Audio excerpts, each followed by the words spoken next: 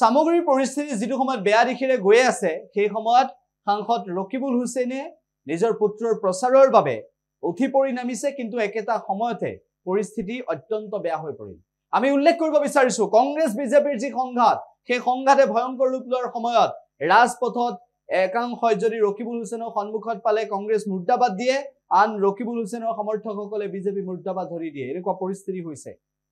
একেটা সময়তে ৰকিবুল হুছেইনে এই বিষয়টোক লৈ এই সমগ্ৰ ঘটনাবোৰক লৈ মুখ খুলিছে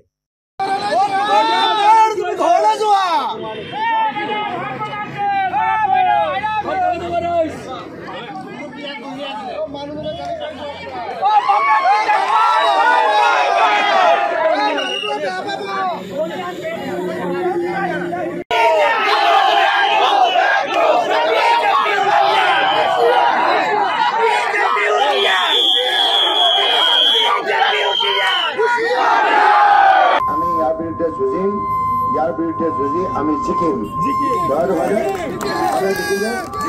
আমি ধৰ্ণা দিম ধৰ্ণা দি আপোনাৰ যাম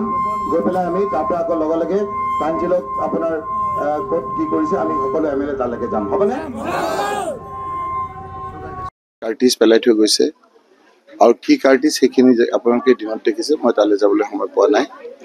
কেইবাখনো গাড়ী ভাঙিছে আনকি কুটানি গাঁৱৰ কেইটামান মুছলমান ল'ৰা লৈ গৈছে টি গাৰ্ডেন এলেকাত গৈ ঘৰ ভাঙিছে ভাবিছে চিচিটিভি আছে বুলি তেওঁলোকে ভাবা নাই চিচিটিভিত গোটেই কেমেৰাত কোনে কোনে কৰিছে ওলাই গৈছে আহি পেলাই আকৌ সেই মানুহকেইটা আহি উছমান আলী ঘৰত আক্ৰমণ কৰিছে গাড়ী ভাঙিছে কোনো কেছ এতিয়াও দপদপাই ঘূৰি ফুৰিছে কুটাই দি আৰু আপোনাৰ গেৰুৱাত ভাত খাই ঘূৰি ফুৰিছে মানুহ সন্ত্ৰাস মানুহ ভয়ত পেপোৱা আজি সুৰেশ বৰা ডাঙৰীয়াৰ নেতৃত্বত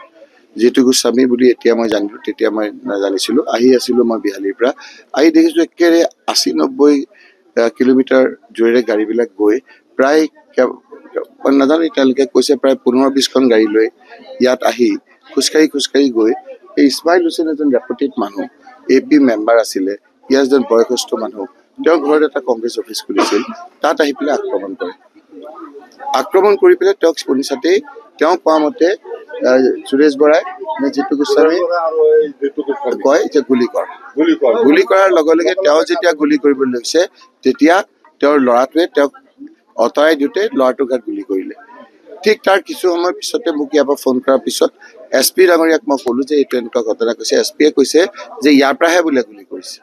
যিজনৰ গাত গুলি লাগিলে সেইজনেহে বোলে আপোনাৰ গুলি কৰিছে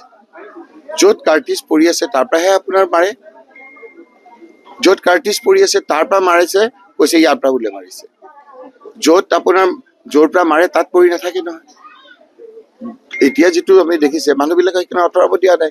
যিজনক লাগিছে গুলি য'ত মহিলাসকলক আক্ৰমণ কৰিছে বুলি কৈছে লগে লগে নিউজ লাইফত আপোনাৰ লগে লগে নিউজ লাইফত আপোনাৰ এই যে ধুবুৰীৰ পৰা নে কিবা এটা মোক কৈছে দুৰ্বৃত্ত আনি ঢুলীয়া গুলি কৰিছে লগে লগে আকৌ এই ৰাতি 10:30-11টা বজাত আপোনাৰ সুনীল বৰা নেকি তেওঁ আপোনাৰ টক শ্ব' কৰিছে লগে লগে নেক্সাছ লগে লগে মোক সেই সময়তে অতনু ভিয়া মোৰ লগত ভাল তেওঁ ফোন কৰিছে গোটেই কথা কি ইয়াত নীলোৎপল বৰা বুলি এজনে ইয়াত আহি হুলস্থুল লগাই দিছে চাওক ইয়াত গাড়ী কি এনেকে কৰি পেলাই কি হৈছে নিৰ্বাচনৰ পেটনি বৈতৰণি পাৰ হ'বৰ কাৰণে মই সেইকাৰণে অনুৰোধ কৰিম সদায় ব্যক্তিসকলক মই নিউজ পৰ্টেল নিউজক যে আপোনালোকে গোটেইখিনি এটা নিউজটো অলপ নিউট্ৰেলি কৰক আৰু মই পুলিচকো ক'ম যে মই আগৰ পৰা কৰি আছিলোঁ যে পুলিচ এইকেইটা দিনত 51 নে 57 পুলিচ বিষয়া ট্ৰান্সফাৰ কৰিছে মোষ্ট ইলিগেল মই এই কথাটো আজি পৰহি কৈছোঁ যিকোনো খবৰৰ বাবে যোগাযোগ কৰক 70901730 অথবা 7099017990 নম্বৰত